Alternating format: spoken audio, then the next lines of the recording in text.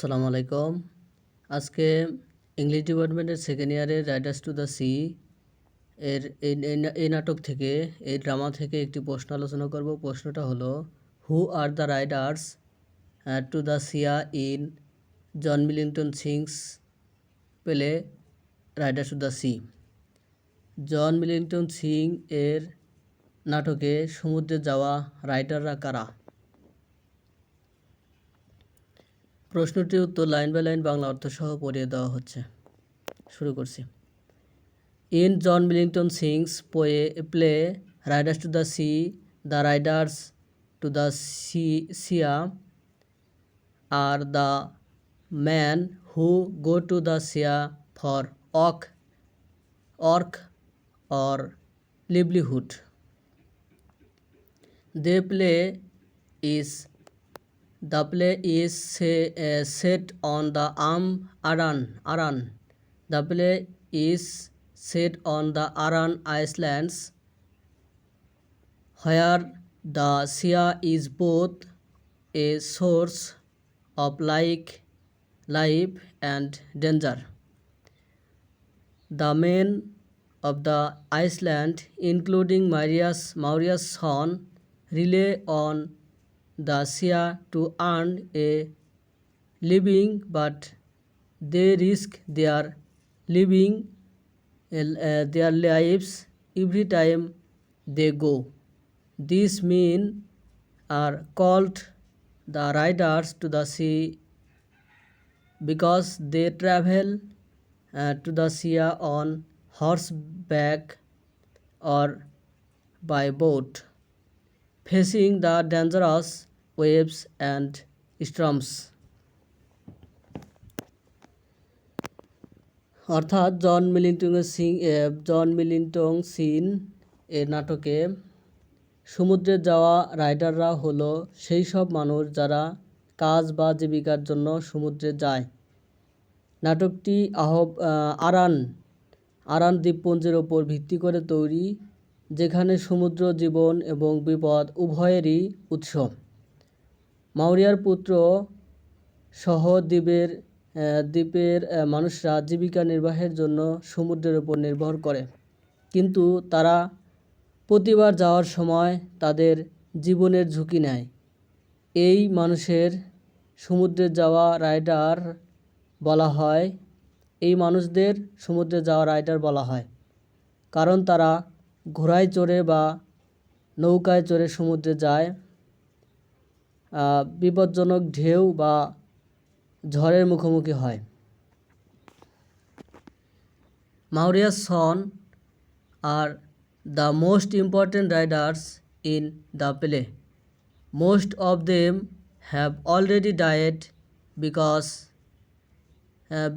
the sea died because of the sea.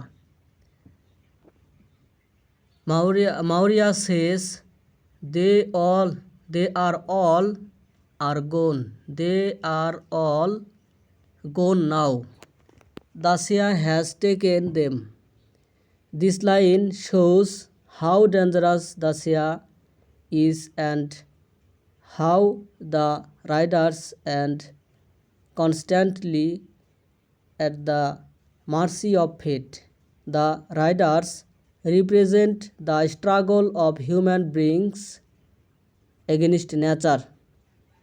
They work hard to support their families, but they cannot control the power of the sea. মাউরিয়ার পুত্ররা নাটকের সবচেয়ে গুরুত্বপূর্ণ rider. তাদের বেশিরভাগই ইতিমধ্যেই সমুদ্রের কারণে মারা গেছে।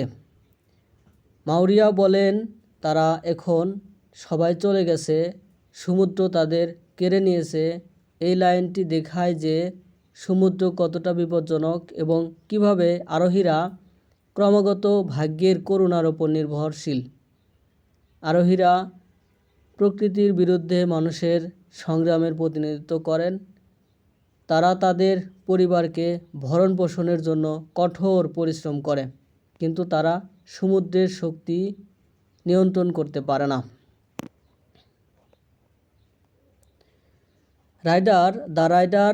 Riders also have a symbol of meaning. They are not only workers but also symbols of faith and morality. Their love shows the inevitability of death and the harshness of life on the islands. John Millington Synge uses them to emphasize the tragic reality the human that humans cannot fight against nature or destiny. The title of the play highlights this, reminding the audience that the rider's journey to the sea is always full of risk and uncertainty. অর্থাৎ আরোহীদের একটি প্রতি কী অর্থ রয়েছে, তারা কেবল শ্রমিকই নয়, ভাগ্য এবং মৃত্যুর প্রতীক।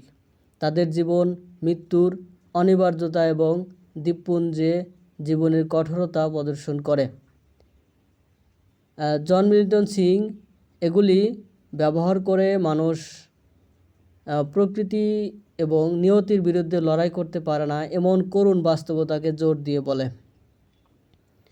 নাটকের শিরোনাম এটি তুলে ধরে, দর্শকদের মনে করিয়ে দেয় যে সমুদ্রে আরোহীদের যাত্রা সর্বদা ঝুঁকি এবং অনিশ্চয়তায় পূর্ণ। In conclusion, the riders of the sea are the men who go to the sea for work and livelihood, especially Mauritius son. They symbolize human courage, struggle, and the power of faith. Through them, John Millington Synge shows the danger of life on the Aran Island Aran Islands and the inevitable role of the sea in the lives of the islanders.